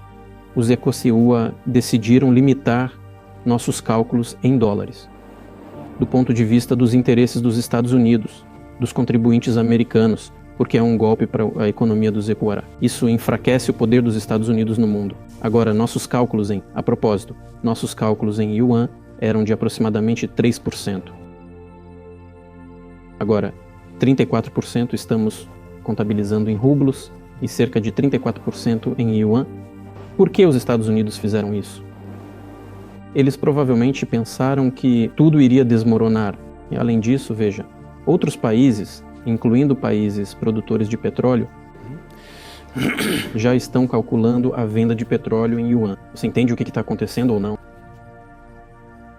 Alguém nos Estados Unidos entende que o que vocês estão fazendo é cortar o próprio pescoço? Isso é algo que todos os especialistas sempre dizem. Se você perguntar a qualquer pessoa inteligente e pensante nos Estados Unidos o que o dólar significa para os yuan, vocês mesmos estão matando. Acho que essa é uma avaliação justa. A questão é o que vem a seguir e talvez você troque uma potência colonial por outra muito menos sentimental e indulgente. Correm o risco de serem completamente dominados pela economia chinesa de uma forma que não é boa para a sua soberania? Você se preocupa com isso? Essas histórias de terror são bem conhecidas por nós. Isso é uma história de terror. Somos vizinhos da China, e vizinhos, assim como parentes próximos, não se escolhem. Temos uma fronteira comum de 1.000 quilômetros, isso é o primeiro ponto. Segundo, estamos acostumados a coexistir ao longo dos séculos. Em terceiro lugar, a filosofia da política externa da China não é agressiva. Ela sempre busca o pensamento de política externa da China sempre busca um compromisso, e nós vemos isso. Bem, o próximo ponto é o seguinte. Estamos sempre ouvindo e agora vamos tentar apresentar essa história assustadora de uma forma mais suave, mas ainda assim é a mesma história assustadora. O volume de cooperação com a China está crescendo, e a taxa de crescimento da cooperação entre a China e a Europa é maior e mais alta do que a taxa de crescimento da cooperação entre a China e a Federação Russa. Pergunte aos europeus, eles não estão com medo? Talvez estejam com medo, não sei, mas estão tentando entrar no mercado chinês, custe o que custar, especialmente agora que estão enfrentando problemas econômicos e as empresas chinesas estão conquistando o mercado europeu. E não é como se houvesse pouca presença de negócios chineses nos EBAMs, não é? As decisões políticas são tais que eles estão tentando limitar a cooperação com a China. Você está prejudicando a si mesmo ao limitar a cooperação com a China. Você está se prejudicando. Esta é uma área delicada e não há soluções lineares simples aqui, assim como ocorre com o dólar. Portanto, antes de impor quaisquer sanções ilegítimas do ponto de vista da Carta das Nações Unidas, é preciso pensar com muito cuidado. Na minha opinião, aqueles que tomam essa decisão é que têm problemas com isso. Então você mencionou há pouco que o mundo seria muito melhor se não estivesse dividido em alianças concorrentes, se houvesse cooperação global. Uma das razões pelas quais isso não acontece é porque o atual governo americano é totalmente contra você. Você acredita que se houvesse uma nova administração após Joe Biden, seria possível restabelecer a comunicação com o governo dos Estados Unidos, não é? Ou será que não faz diferença quem é o presidente? Vou dizer agora, mas para concluir a questão anterior, nós estabelecemos uma meta de 200 bilhões de dólares com o meu colega, amigo e presidente, de que no ano passado, neste ano, deveríamos alcançar 200 bilhões de dólares em volume de comércio com a China, e nós ultrapassamos essa marca. De acordo com nossos dados, já são 230 bilhões e de acordo com as estatísticas chinesas, são 240 bilhões de dólares, se for tudo em dólares. Temos um comércio equilibrado. Eles se complementam na esfera da alta tecnologia, na esfera da energia e na esfera do desenvolvimento científico. É muito equilibrado. Quanto aos BRICS em geral, a Rússia assumiu a presidência do BRICS neste ano, e os países do grupo estão se desenvolvendo em um ritmo muito acelerado. Olha, que Deus me livre de cometer um erro, mas em 1992, na minha opinião, a participação dos 7 países na economia mundial era de 47%. Isso foi em 1992 e em 2022 essa participação caiu para algo em torno de 30%. Já a participação dos países do BRICS em 1992 era de apenas 16%. Agora ela ultrapassa o nível de 7. E isso não está relacionado a nenhum evento na Ucrânia. As tendências de desenvolvimento do mundo e da economia mundial são como acabei de mencionar. E isso é inevitável, continuará acontecendo. Assim como o sol nasce, é impossível impedir. Precisamos nos adaptar a isso, como os Estados Unidos se adaptam usando força, sanções, pressão e bombardeios. Isso se deve à arrogância. As pessoas em sua elite política não entendem que o mundo está mudando, que o mundo está se transformando devido a circunstâncias objetivas e é necessário tomar as decisões certas com competência, no momento certo, em tempo hábil para manter seu nível. Desculpe-me, mesmo que alguém queira manter um nível de domínio, ações rudes como essas, inclusive em relação à Rússia, e a outros países levam ao resultado oposto. Este é um fato óbvio, já ficou evidente hoje. Você acabou de me perguntar se outro líder vier, algo mudará. Não se trata dos líderes, não se trata da personalidade de uma pessoa em particular. Eu tive relações muito boas, por exemplo, com Bush. Não é um caipira que não entende nada, não. Garanto que não é assim. Eu acredito que em relação à Rússia, ele também fez bastante coisa, cometeu muitos erros também. Já falei sobre 2008 e a decisão em Bucareste de abrir as portas da OTAN para a Ucrânia e tudo mais, mas isso foi durante o mandato dele, né? Ele pressionou os europeus lá, mas no geral eu tinha uma relação muito boa com ele a nível pessoal. Ele era não menos inteligente que qualquer outro político americano, russo ou europeu, garanto. Ele entendia tudo o que estava fazendo, assim como os outros. Eu tinha esse tipo de relação pessoal com Trump. Não é uma questão da personalidade do líder, é uma questão da mentalidade das elites. Se na sociedade americana prevalecer a ideia de dominação a qualquer custo, inclusive com o uso da força, então nada vai mudar, só vai piorar. E se, no fim das contas, vier a percepção de que o mundo está mudando devido a circunstâncias objetivas, e é preciso saber se adaptar a elas a tempo, aproveitando as vantagens que os Estados Unidos ainda mantêm hoje, então talvez algo possa mudar. Veja, a economia da China já se tornou a primeira economia do mundo em termos de paridade do poder de compra por volume, ultrapassando os Estados Unidos há bastante tempo, seguida pelos próprios Estados Unidos, certo? No ano passado, a Rússia se tornou a primeira economia da Europa, apesar de todas as sanções e restrições. Isso é normal, do seu ponto de vista? Sanções, restrições, impossibilidade de liquidação em dólares, desconexão do SWIFT, ou seja, sanções contra nossos navios que transportam petróleo, sanções contra aviões, sanções em tudo, em todos os lugares. O maior número de sanções aplicadas é contra a Rússia, e nós nos tornamos a primeira economia da Europa durante esse período. Os instrumentos que os Stebanewa utilizam não funcionam, mas é necessário pensar no que fazer se essa percepção chegar às elites governantes. Então sim, aí então a primeira pessoa do Estado agirá de acordo com as expectativas tanto dos eleitores quanto das pessoas que tomam decisões em vários níveis. Só então algo poderá mudar. Você está descrevendo dois sistemas diferentes. Você diz que o líder age no interesse dos eleitores, mas também diz que essas decisões não são tomadas pelo líder, e sim pelas classes dominantes. Você governa este país há tanto tempo e conhece todos esses presidentes americanos. Na sua opinião, quais são esses centros de poder nos Estados Unidos? Ou seja, quem realmente toma as decisões? Eu não sei. Os Estados Unidos são um país complexo. Por um lado é conservador, por outro está em constante mudança. Não é fácil compreender isso. Quem toma as decisões nas eleições? Você consegue entender isso? Cada estado tem sua própria legislação e regulamenta as eleições de forma independente. Quem pode ser impedido de participar das eleições? O sistema eleitoral acontece em duas etapas. É muito difícil de entender esse processo. É claro que existem dois partidos principais, que são dominantes, os republicanos, os democratas, e lá, dentro da estrutura desse sistema partidário, o centro toma decisões, prepara decisões. Então veja, é por isso que nas relações da Rússia após o colapso da União Soviética, na minha opinião, houve políticas tão equivocadas, grosseiras, completamente injustificadas.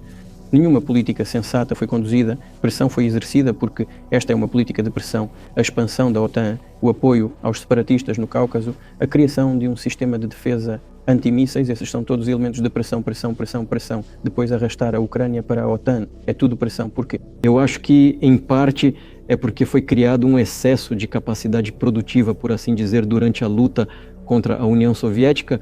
Muitos centros diferentes foram criados e especialistas sobre a União Soviética, que não sabiam fazer mais nada. Parecia-lhes que estavam convencendo a liderança política de que era necessário continuar atacando a Rússia, tentar destruí-la completamente, ou seja, criar vários quase-estados neste território e subordiná-los a si mesmos. Usar seu potencial combinado para a luta, para a futura luta contra a China, isso é um erro, em parte está associado ao potencial excessivo daqueles que trabalharam no confronto com a União Soviética. É necessário se livrar disso, deve haver novas forças frescas, pessoas que olhem para o futuro e entendam o que está acontecendo no mundo. Veja a Indonésia, como está se desenvolvendo, 600 milhões de pessoas, para onde fugir disso, não há para onde, é preciso simplesmente partir do fato de que a Indonésia vai entrar, ela já está entrando no clube das principais economias do mundo, não importa o que aconteça, se alguém gosta ou não. Sim, nós entendemos, estamos cientes de que nos Estados Unidos, apesar de todos os problemas econômicos, afinal a situação nos Estados Unidos é normal e a economia está crescendo decentemente, cerca de 2% do PIB, eu acho. Então, se quisermos garantir o futuro, precisamos mudar nossa abordagem em relação ao que está mudando. Como eu já disse, o mundo vai mudar de qualquer maneira, independentemente de como os eventos na Ucrânia terminem. O mundo está mudando e precisamos entender isso bem. Nos próprios Estados Unidos, os especialistas escrevem que o país está gradualmente mudando sua posição no mundo. Os próprios especialistas americanos escrevem isso. Eu apenas os leio. A questão é apenas como isso vai acontecer, de forma dolorosa, rápida ou suave e gradualmente. E isso é escrito por pessoas que não são anti-americanas, elas apenas observam as tendências de desenvolvimento no mundo, é só isso. E para avaliá-las e mudar a política são necessárias pessoas que pensem, olhem para o futuro, possam analisar e recomendar algumas decisões ao nível da liderança política. Você disse claramente que a expansão da OTAN para o leste é uma violação da promessa que foi feita a vocês em 1990. É uma ameaça ao seu país. Pouco antes de você enviar tropas para a Ucrânia, o vice-presidente dos Estados Unidos foi à Conferência de Segurança de Munique e encorajou o presidente da Ucrânia a ingressar na OTAN. Você acha que foi uma tentativa de provocá-lo a tomar uma ação militar? É isso. Na Ucrânia, eles anunciaram que os russos não são uma nação titular e aprovaram uma lei declarando isso. Ao mesmo tempo, eles adotaram leis que restringem os direitos das nações não titulares. Na Ucrânia, a Ucrânia, tendo recebido de presente do povo russo todos esses territórios do sul e sudeste, de repente anunciou que os russos neste território não são a nação titular. Isso é considerado normal, todo esse conjunto de ações. Isso provocou a decisão de encerrar a guerra iniciada pelos neonazistas na Ucrânia em 2014 por meios armados. Você acha que Zelensky tem liberdade para negociar um acordo e resolver esse conflito? Eu não sei os detalhes, é claro que é difícil para mim julgar, mas acho que há, de qualquer forma, isso aconteceu. Meu pai já lutou contra os fascistas e nazistas durante a Segunda Guerra Mundial. Uma vez conversei com ele sobre isso, eu disse, o que você está fazendo? Por que você apoia os neonazistas na Ucrânia hoje, quando seu pai lutou contra o fascismo? Ele é um veterano de guerra. Eu não vou dizer o que ele respondeu, esse é um assunto à parte, eu acho isso inapropriado, mas quanto à liberdade de escolha, por que não? Ele chegou ao poder com as expectativas do povo ucraniano de que traria paz à Ucrânia. Ele falou sobre isso e foi por isso que venceu as eleições com uma enorme vantagem. Então, quando ele chegou ao poder, ele entendeu duas coisas, na minha opinião. Primeiro, é melhor não entrar em conflito com neonazistas e nacionalistas, porque eles são agressivos, muito ativos, e pode-se esperar qualquer coisa deles. E em segundo lugar, o Ocidente, liderado pelos Estados Unidos, os apoia e sempre apoiará aqueles que lutam contra a Rússia. Isso é vantajoso e seguro. Então ele assumiu a posição correspondente, apesar da promessa feita ao seu povo de parar a guerra na Ucrânia. Ele enganou seus eleitores.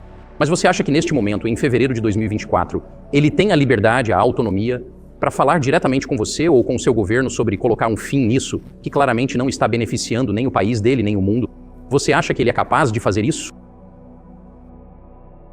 Bem, por que não? Ele se considera o chefe de Estado. Ganhou as eleições. Embora na Rússia acreditemos que tudo o que aconteceu depois de 2014, a principal fonte de poder é um golpe de Estado.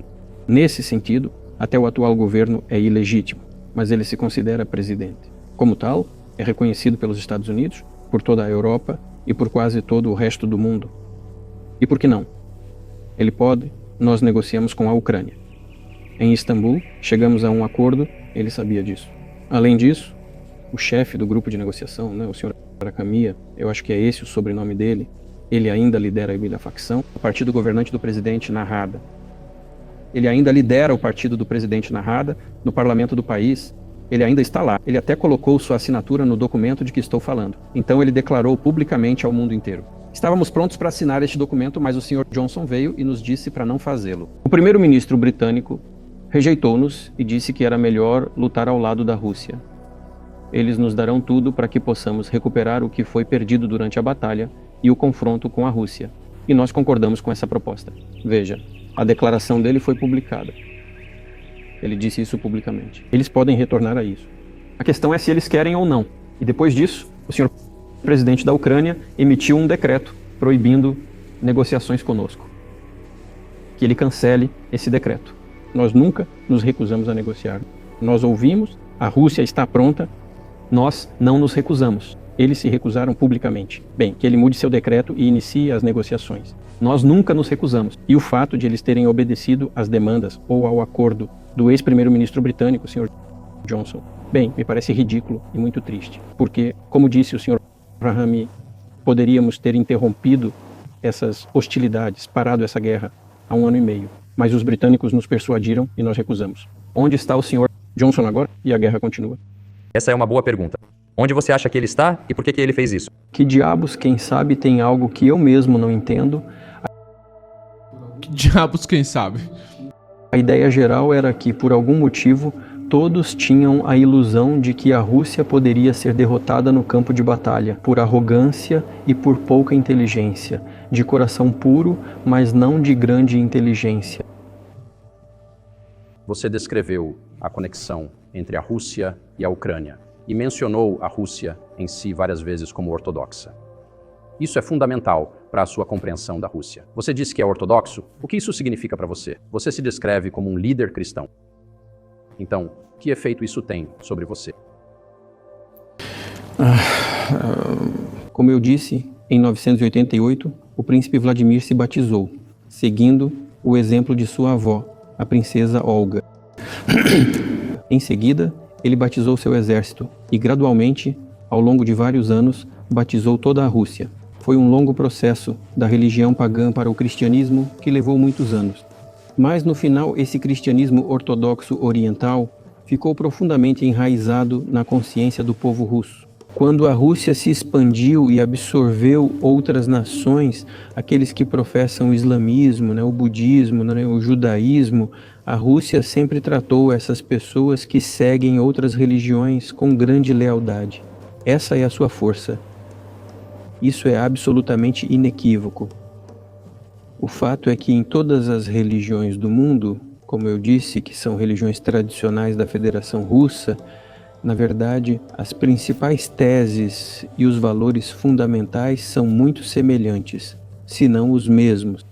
Isso é um fato, e as autoridades russas sempre trataram a cultura e a fé daqueles que faziam parte do Império Russo com muito cuidado. Na minha opinião, isso constitui a base da segurança e da estabilidade do Estado russo, porque todos os povos que habitam a Rússia basicamente a consideram sua pátria. Se, por exemplo, pessoas da América Latina se mudarem para você ou para a Europa, um exemplo ainda mais claro e compreensível, as pessoas vêm, mas elas vieram de sua pátria histórica para você ou para países europeus. Já as pessoas que professam religiões diferentes na Rússia consideram a Rússia sua pátria.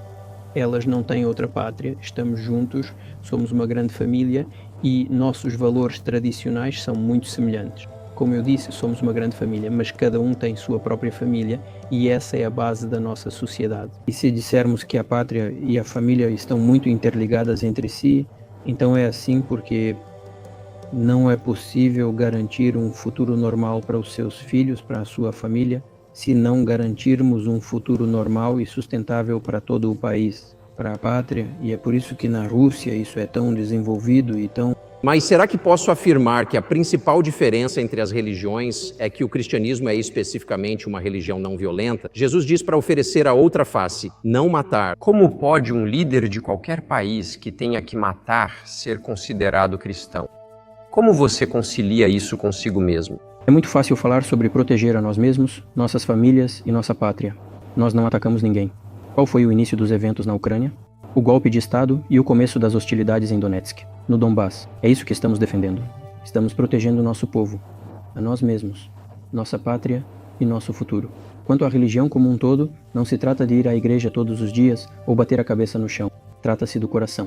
E nós temos uma cultura tão centrada no ser humano, e Dostoiévski, que é muito conhecido no Ocidente como um gênio da cultura russa, da literatura russa, falou muito sobre isso, sobre a alma russa. Afinal, a sociedade ocidental é mais pragmática. O homem russo, a pessoa russa, ele pensa mais sobre o eterno, pensa mais sobre valores morais, éticos. Não sei, talvez você não concorde comigo, mas ainda assim a cultura ocidental é ainda mais pragmática. Você enxerga o sobrenatural agindo ao observar o que está acontecendo no mundo atualmente? Você já pensou consigo mesmo que essas são forças que não são humanas? Não, eu não acho que seja assim. Eu acredito que a comunidade mundial está se desenvolvendo de acordo com suas próprias leis. E é assim que as coisas são. E sempre foi assim na história da humanidade. Algumas nações e países ascenderam, se multiplicaram, se fortaleceram. Depois, eles deixaram a arena internacional com a qualidade a que estavam acostumados. Provavelmente não preciso dar exemplos. Mas começando com os mesmos conquistadores da Horda, com Genghis Khan e depois a Horda Dourada, terminando com o Grande Império Romano.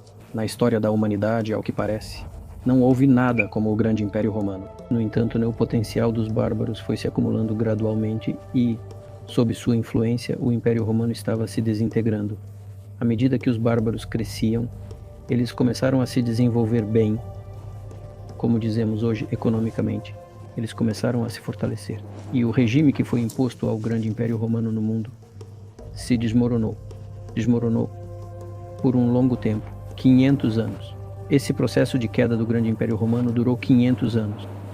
A diferença na situação atual é que os processos de mudança hoje são muito mais rápidos do que eram durante o Grande Império Romano. Então, quando você acha que o Império da IA vai começar? Império da AI.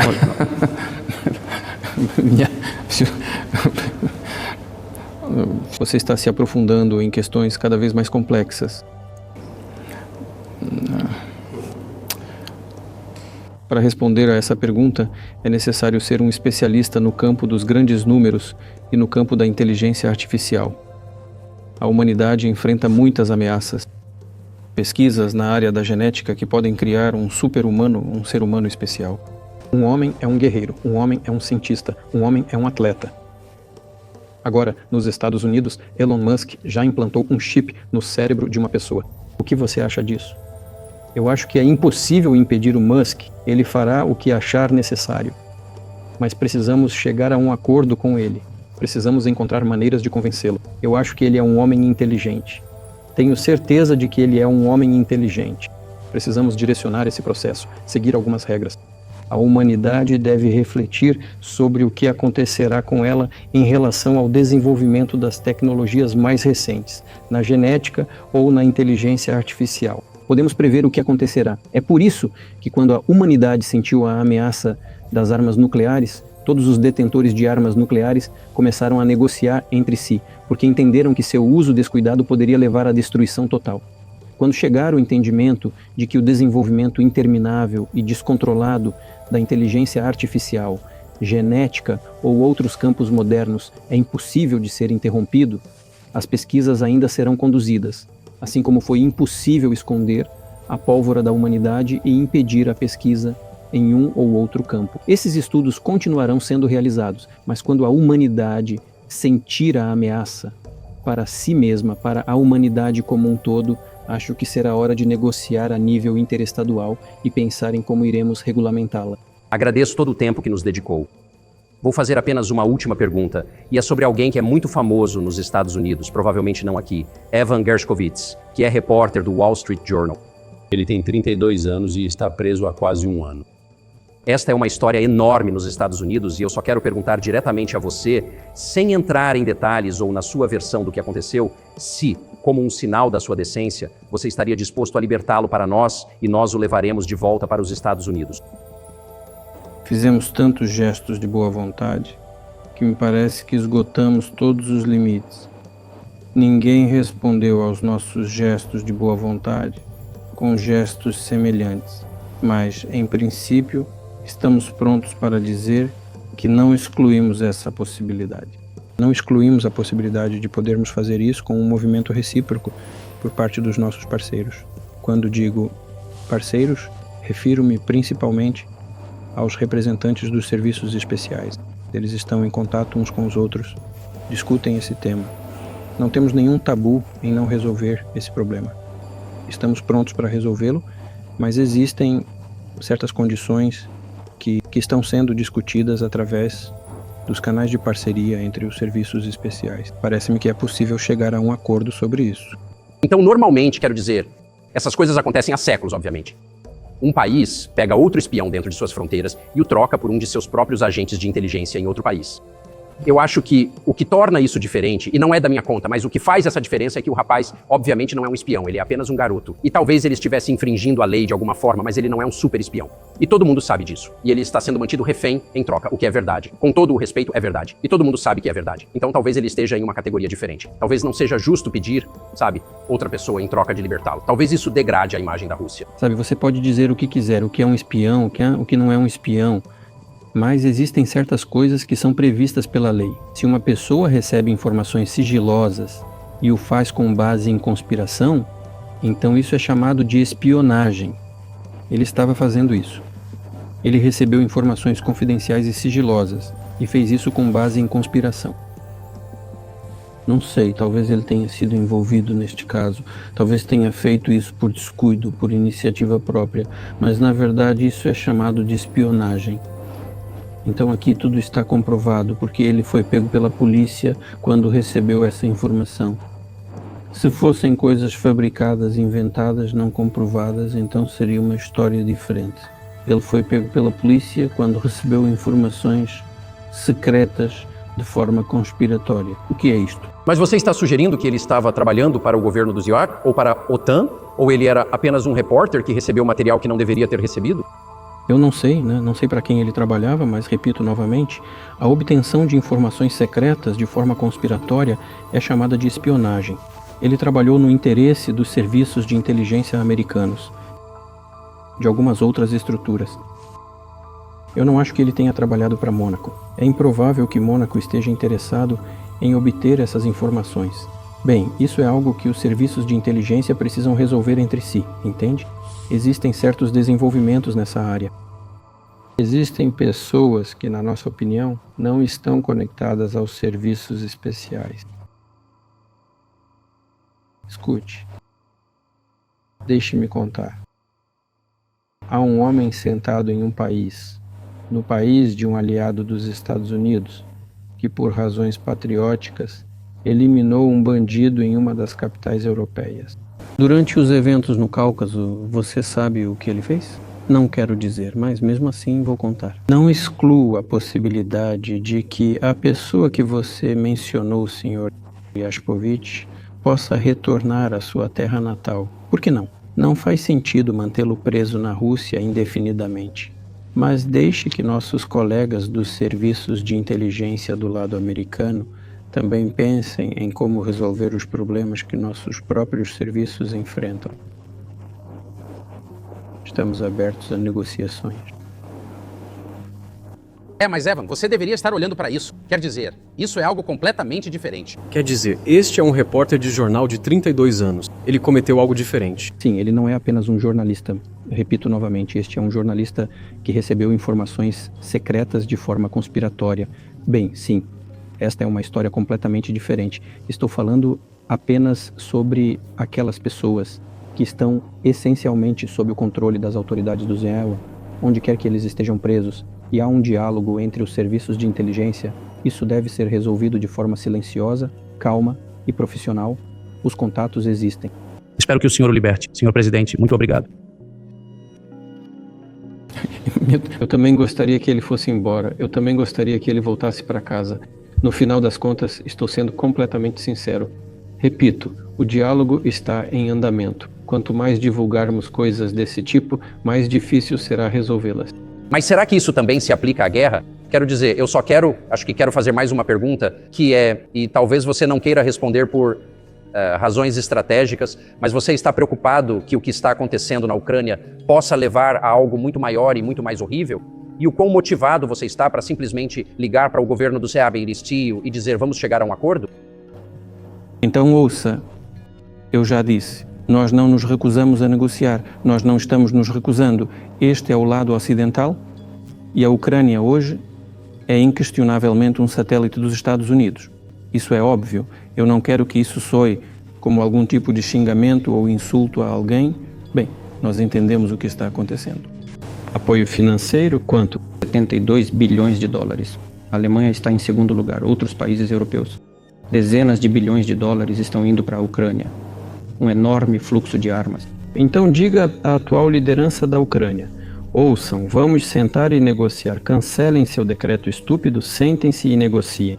Claro, mas você já disse isso. Eu não pensei que você quis dizer isso como um insulto, porque você já disse corretamente que foi relatado que a Ucrânia foi impedida de negociar um acordo de paz pelo ex-primeiro-ministro britânico agindo em nome do governo Biden. Então, é claro que eles são um satélite. Países grandes controlam países pequenos. Isso não é novidade. E é por isso que eu perguntei sobre lidar diretamente com o governo Biden, que está tomando essas decisões, não com o presidente Zelensky da Ucrânia. Se o governo Zelensky na Ucrânia se recusou a negociar, parto do princípio de que eles fizeram isso por instruções de Washington. Mas se agora em Washington perceberem que esta é uma decisão errada, que a abandonem, encontrem algum pretexto sutil, não ofensivo para ninguém, encontrem essa solução. Não fomos nós que tomamos essa decisão, eles é que tomaram a decisão, então que eles a rejeitem e pronto. Mas eles tomaram a decisão errada e agora nós é que temos que procurar uma saída para essa decisão errada. Fazer-lhes mesuras, corrigir os erros deles. Eles é que cometeram o erro, então que o corrijam. Nós estamos a favor. Então eu só quero ter certeza de que não estou entendendo errado o que você está dizendo. Acho que não estou. Pelo que entendi, você está dizendo que quer uma solução negociada para o que está acontecendo na Ucrânia. Já conseguimos isso. Criamos um documento importante em Istambul que foi assinado pelo chefe da delegação ucraniana.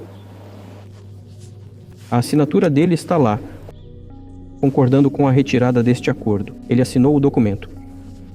E então ele disse: estávamos prontos para assinar e a guerra teria terminado há muito tempo, mas o Sr. Johnson veio, nos dissuadiu disso e perdemos essa oportunidade. Nós perdemos, cometemos um erro, vamos voltar a isso. É isso.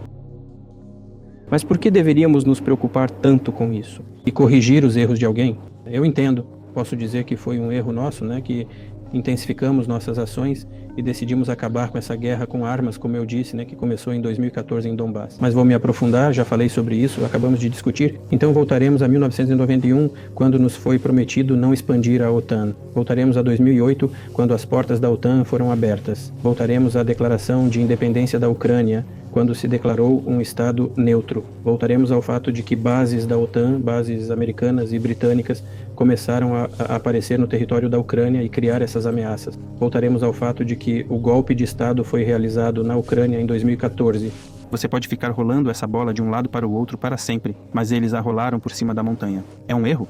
Sim, corrija isso. Estamos prontos. O que mais? Você acha que neste momento seria humilhante demais para a OTAN aceitar o controle russo sobre um território que há 2 anos pertencia à Ucrânia? Eu já te disse. Deixa-os pensar em como fazer isso da maneira certa. Existem opções se houver vontade. Até agora, eles estavam gritando que devemos alcançar uma derrota estratégica da Rússia, uma derrota no campo de batalha. Agora, aparentemente, vem a consciência de que não é fácil de fazer, se é que é possível. Na minha opinião, é impossível de determinar. Isso nunca vai acontecer. Eu acho que agora a consciência chegou àqueles que controlam o poder no Ocidente. Mas se for assim, se essa consciência chegou, bem, pensem agora no que fazer a seguir. Estamos prontos para este diálogo. Mais do que isso, bem, tudo bem, isso já é um problema. Você estaria disposto a dizer, parabéns, OTAN, vocês venceram, e simplesmente deixar a situação como está agora? Sabe, é um assunto de negociações. É uma questão de negociações. E ninguém quer negociar conosco. Ou, para ser mais preciso, eles querem negociar. Eu sei que eles querem negociar. Eu não apenas vejo, mas sei que eles querem negociar. Mas eles não conseguem entender como fazer isso. Eles pensaram bem, nos colocaram na situação em que estamos. Não fomos nós que criamos essa situação, mas sim nossos oponentes e parceiros. Bem, agora eles vão pensar em como reverter isso. Nós não vamos desistir.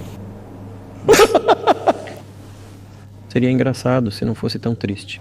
E há essa mobilização interminável na Ucrânia.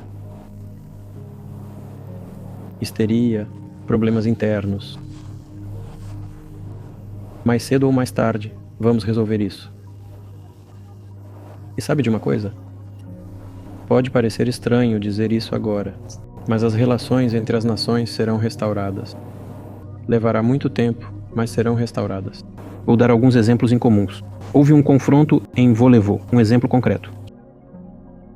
Soldados ucranianos foram cercados. Estes são exemplos concretos da realidade de uma operação militar. Nossos soldados gritaram para eles: não há chance, rendam-se. Saiam, vocês sairão vivos.